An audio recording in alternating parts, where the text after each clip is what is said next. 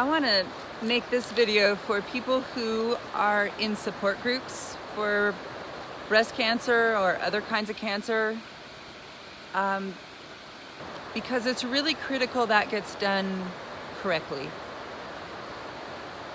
After my cancer treatment was over, I was really messed up in the head. I was really traumatized. And I was trying to figure out what was still possible in my life, whether my body would be strong again or whether I would ever be beautiful enough again to attract someone I might love, who might love me back. And that was hard to imagine in our kind of boob-obsessed culture. I just wondered what possibilities were still open and what possibilities maybe now were closed. And I needed to see examples of people that were happy on the other side of this. So I went to this support group, and it was one that was during the day when a lot of people are working, but I couldn't go back to work yet. My doctor wouldn't let me go back to work yet. So I went to this meeting, and all the women were pretty much a generation older than me. And I'd say there were about 15 or 20 of them there, and they went around the circle and talked about everything shitty that was happening in their life. And I saw women who had had cancer 2, 3 times. You know, it started with breast cancer, and then they got like part of their lung removed, and I mean, I was freaked out. And other women who were losing their husbands, or their husbands were losing their minds, and all of it just really freaked me out. And then just the part where a woman would start talking and say, "Hi, my name is so-and-so, and I'm a breast cancer survivor," and yada yada. Like, I actually needed to see that this wasn't going to be what defined me. I remember leaving there and really being in a mental health crisis by the time I left there. Thinking, man, if this is all I have to look forward to, I might as well end it now. And then I kind of like jolted out of that thought. I thought about how hard my parents worked to get me through that life-threatening moment physically, and how, you know, I owed everybody way more than that. I thought about my coworkers that donated sick leave to me so I could go through treatment. Like, I couldn't just waste that. I owed it to everybody. Actually, I was pretty alarmed that that thought had crossed my mind. I was pretty alarmed. I knew that wasn't like me, and I knew that it was temporary. The intensity of those kind of thoughts are always temporary. But I didn't know if it was going to get worse before it got better. I mean, I had just had a hysterectomy with my ovaries out, since I was more likely to get cancer in those body parts too. And so I knew I was in a state of pretty extreme hormonal imbalance. So I took all my drugs back to the pharmacy, and I gave my guns to a friend. He was the only person I told that I was feeling this bad. And I assured him that I wasn't going to act on any feelings. And I was pretty solid in that. But I often thought about, well, what would have happened if that support group had been structured differently? Like, what would have happened if women introduced themselves by saying, "Hi, I'm so-and-so.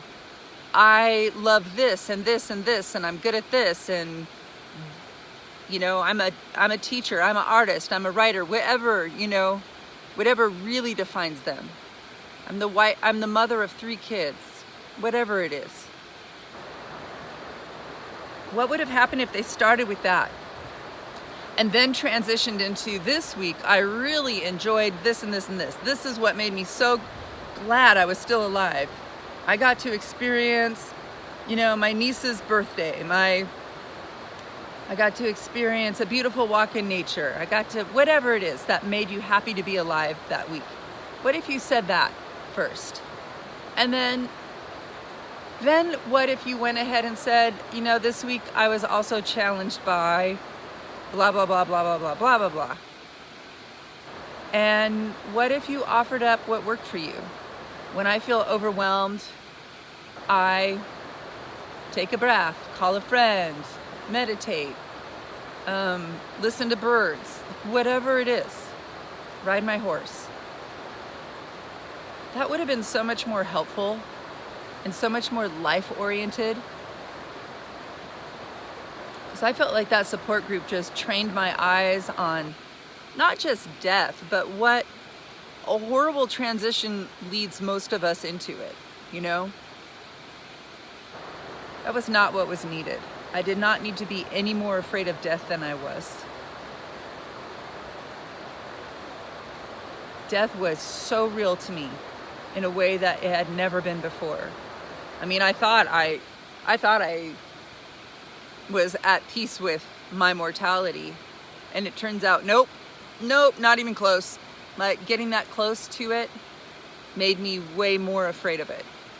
And not so much of not being alive anymore, but of all the suffering that could happen between here and there.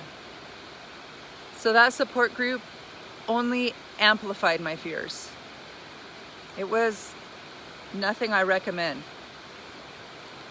What worked for me was when I was walking in the park one day and met Annie. Bookstore Bob had told me about Annie and had told Annie about me and had actually given me her phone number, which I had lost. I just couldn't see myself calling up this stranger, but when I was in crisis, I would have, but I couldn't find her phone number, and I didn't want to explain to Bookstore Bob why I needed it again. I didn't even know if I could hold it together enough to make that request. So there I was in my favorite park, talking to my favorite wild goose. That's another story. Anyway, I thought nobody was listening, but Annie was nearby, so she got to see me doing my crazy goose lady thing and asked me if I was a teacher, and I said yes. And then she asked if I was a writer, and I said yes. And then she asked if my name was Kea, and I said yes. And that's when I realized who she was. And you know, here's this 70-year-old woman that I could not keep up with on a walk, who'd had colon cancer and breast cancer and a million skin cancers because she has some genetic thing too. But she had run marathons after breast cancer, and she still led this active life. Like at 69 years old, she and her husband were taking lessons to learn to raft whitewater. And I couldn't really keep up with her on a mountain bike either. So just to recap, I couldn't keep up with her walking or on a mountain bike. And that was so life affirming to me. You know, we still enjoy paddleboarding together and cross country skiing together. And we don't really talk about cancer. You know, if something's coming up, we might say, yeah, I've got to check up next week. And the other person just understands what that means and holds space for that, and also redirects our attention to living right now, living today.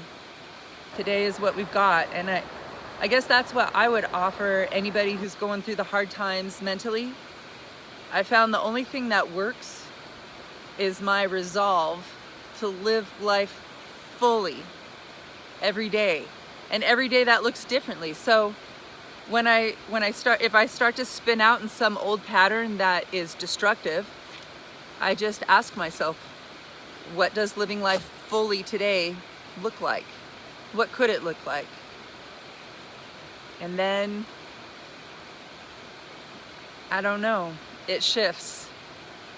So, live life fully, whatever that means to you, because we're here now. We're here today, we're here this hour.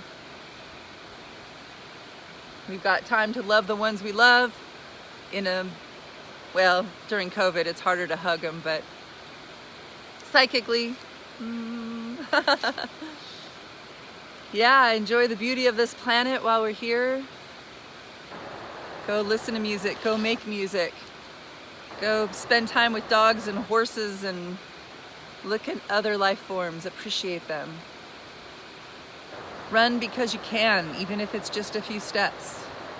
Do everything that your body can, just because it can. And if it can't,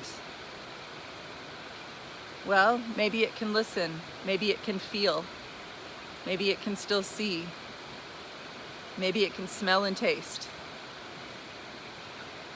Having our senses is a big deal. Having abilities is really nice, but having our senses, I think what I realized in that moment, in the days that followed my lowest moment, the moment where I was most out of my mind, was coming to the realization that if I could never do anything else except sit outside in nature and listen to birds, okay, that would be enough. That was worth living for. So even if I never experienced romantic love again, even if I never had my full strength back, even if I never wanted to write another book, it was enough.